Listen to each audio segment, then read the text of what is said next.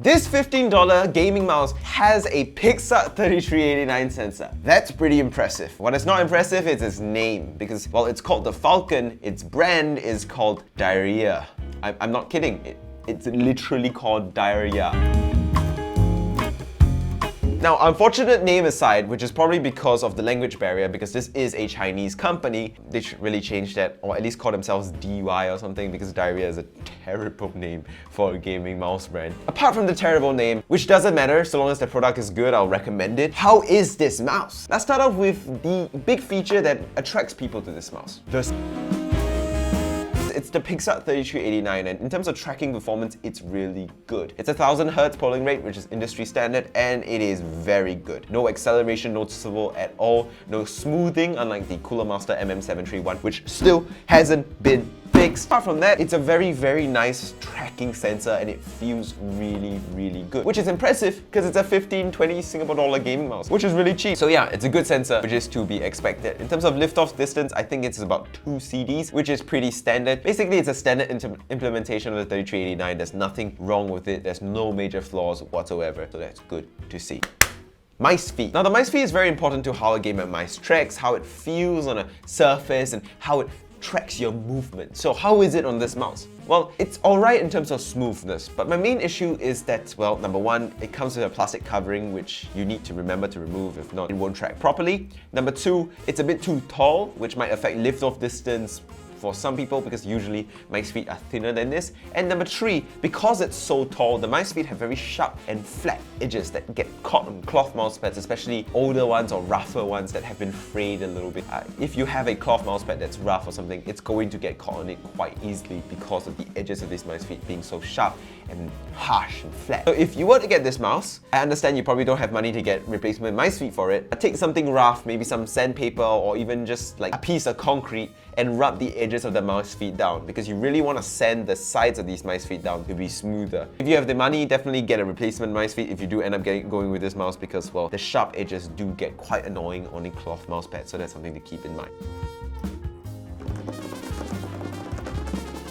Let's talk about clicks. The clicks of this mouse are actually quite impressive, at least the main clicks. The left and right clicks seem to be Omron switches, if I'm not wrong, and well, it's fine. It's clicky, it's snappy, actually it's really quite decent. It is well tensioned enough to have basically no pre-travel, which is appreciated. It is quite even throughout the whole click range as well. Click force is nice and light, it's snappy, it's crisp, it's not spongy feeling, and it feels good. And after extensive usage, there's no double click issues so far, so it's like better than a Razer Feather, because it does have double click issues after like 2 minutes. However, for the accessory clicks, like the side clicks, the extra clicks, the clicks in the scroll wheel, the DPI buttons, those are a lot more disappointing because they are spongy, loose, rattly, and unsatisfying, which is to be expected for a $15 gaming mouse. They spend all the budget on the main, most important clicks, and the side buttons are not as satisfying. I don't think it's a big deal considering the fact that, well, side buttons are usually just used for push to talk and at most abilities in like Valorant, which is fine in my opinion. So it's not massive deal for a mouse in this price range, but it is quite spongy. So if you're very, very hyper reliant on a left button or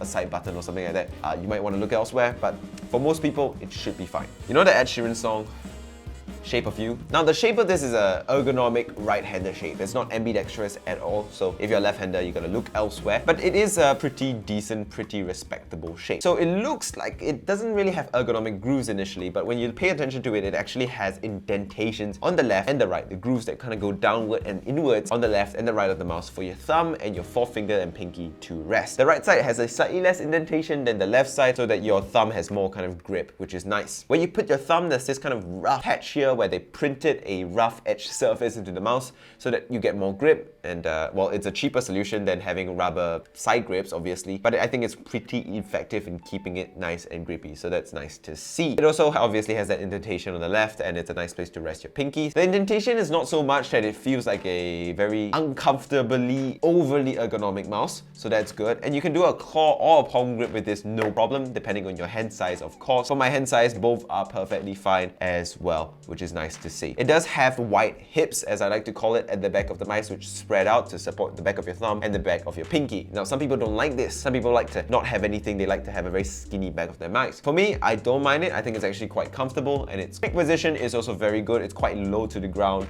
It's about the same height, I would say, as maybe a G305, maybe a bit lower than that. So it's quite comfortable to click with, and with the snappy responsiveness of these clicks, I don't see anything wrong with them whatsoever. The only issue I have, however, with the shape and comfort of holding onto this mouse is the holes in the back, because honeycomb designs trigger me a little bit, and also the fact that there's this RGB strip going around this mouse. Now, obviously, this RGB strip is for aesthetic purposes. It's got very sharp plastic edges, which kind of cut against your skin and make it a little bit more uncomfortable to grip on, especially if, you know, the back of your thumb is pinching the mouse, which many people do to get an extra tight grip. Now, if you just claw grip and you don't really touch this side of the mouse, it's not going to be a big deal. But for some people, especially the people who palm this mouse and grip it really tightly, that harsh lip or edge from the RGB strip is a little bit annoying, so that's something to keep in mind. But, you know, if they remove this RGB strip, I would argue that the shape of this is a really excellent shape.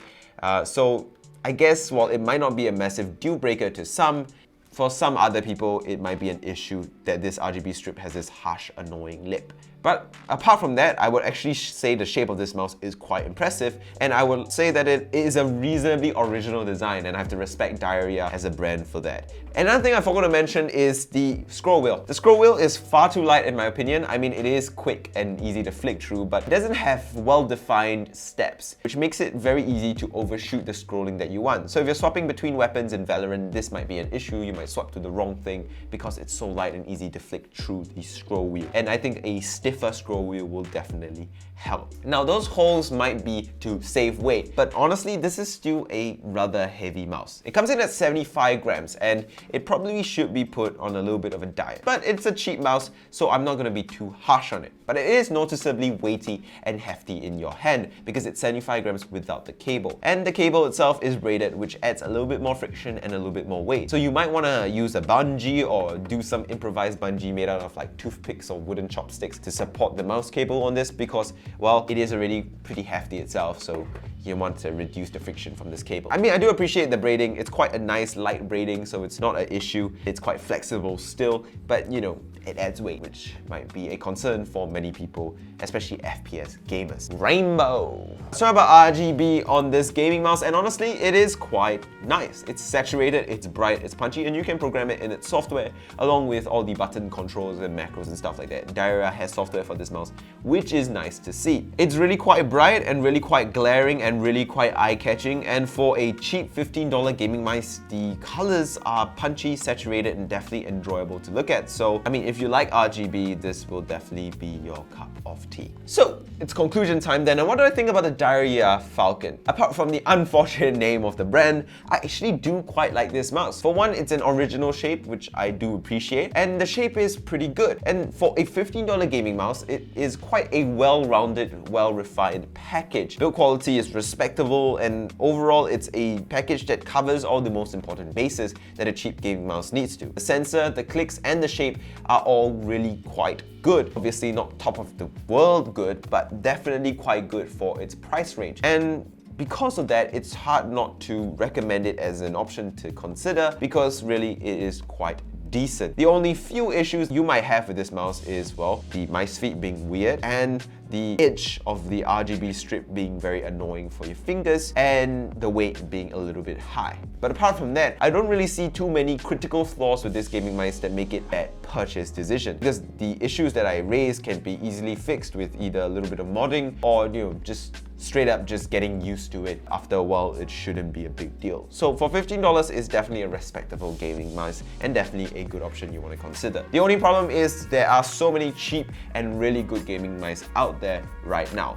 There's also very good, you know, clones of things like the Endgame Gear XM1 from mice brands like Onage as well that you have to consider. So it is a very competitive scene, but this is definitely a very competitive entry that keeps up with many of the cheap alternatives out there. So good job, Dierya. Please change your name because it sounds terrible in English, but apart from that, it is definitely a good option that you should consider. And with that, thank you guys so much for watching. Make sure to like, comment, and subscribe if you liked this video. I really need help to boost this channel in the algorithm, and you do that by basically liking, commenting, and subscribing as much as possible. I'll see you guys in the next video, which will be probably tomorrow. So make sure you stay tuned for that. And yeah, I'll see you then. Bye. I told you long ago, I know what you're waiting